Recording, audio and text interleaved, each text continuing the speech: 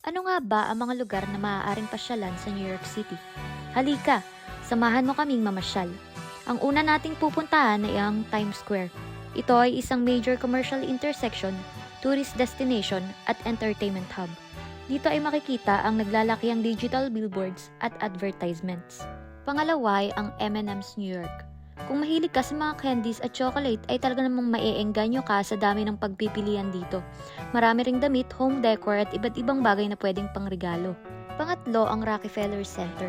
Isa ito sa mga sikat na gusali na madadaanan natin. Ang gusaling ito ay isang complex ng 19 commercial buildings na sumasaklaw sa 22 acres. Pang-apat naman, ang St. Patrick's Cathedral na isang katolikong cathedral sa Midtown Manhattan. Mapapansin ang disenyong neo-Gothic architecture at ang kaantig-antig nitong libo-libong stained glass na bintana. Panglima, ang Grand Central Terminal. Ito lang naman ang pinakamalaking train station sa buong mundo na binubuo ng